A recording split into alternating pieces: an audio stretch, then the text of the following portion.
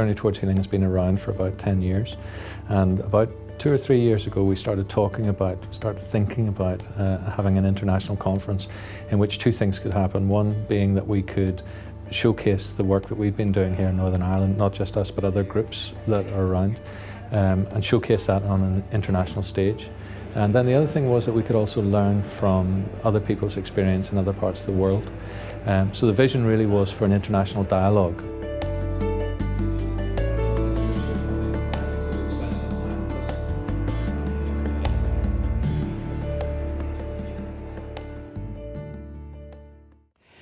Over the years as a psychiatrist, I have developed special interest in trauma, and I have been to many places.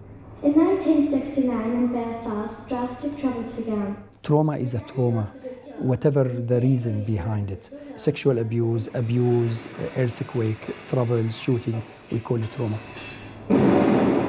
My name is Talia. I'm a social worker, and my specialty is working with bereaved families.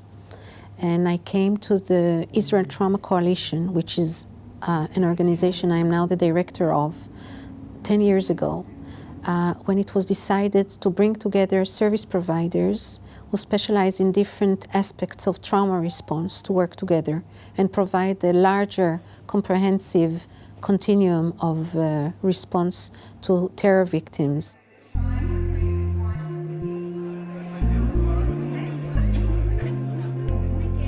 In between the sessions, I've been able to chat with people and get lots and lots of feedback about how people are experiencing this. And it's been a hugely gratifying experience because people have talked from a very personal perspective of the impact this has had, of both their ability to contribute, to have themselves heard and their experiences heard, but also their ability to listen and learn from others and to have their views developed and changed.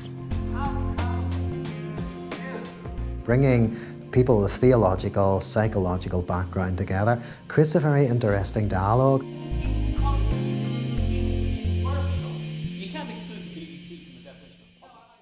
In this conference, I wanted to shift my attention from trauma into something else which maybe has been neglected for a long time. The concept of resilience. And resilience has not been studied enough, although there are some research going on. Resilience, which means that what makes you or me resilient to these troubles, not to be affected so badly. And faith is one out of 6-7 items which make people resilient. I think for some people their faith can be a strength, a resource, give them resilience to get through. I think possibly the downside of that is sometimes faith can play such a sort of psychological framework that the person moves into denial and doesn't face the actual result of the pain. Trauma and the impact it has on a relationship with God is, it shatters life. It's a complete dislocation. It raises questions about why. I think one of the big questions for people in the 21st century as they look at matters of faith is, why does God allow suffering? And I think we need to have the honesty and the integrity to create a space for people like that to have a healthy, honest dialogue with the church. If faith does survive that kind of trauma, it's largely because of the care and compassion and solidarity of other human beings who have stood beside them and with them through the very painful journey. I'm sure present company accepted. I love my church. I would have a very strong faith. I've always admired the work that the clergy do, and the opportunity arose for me to look at secondary trauma in the clergy. People were suddenly glad of having a safe environment to say, do you know what, we're going through this, we're being affected by this. We don't feel, and this is the clergy saying, this isn't me, we don't feel we're being prepared for it. We're being exposed to different traumatic experiences vicariously via other people because of just the work we do, and we're not being supported for the work we do. So it's a lethal cocktail. Inherent in the work that we did was the understanding that the victims of terror were not only the people who were directly part of impacted by the terror attack, but it was circles of exposure that made people very vulnerable. And so we created in the Israel Trauma Coalition circles of response by providing very different interventions.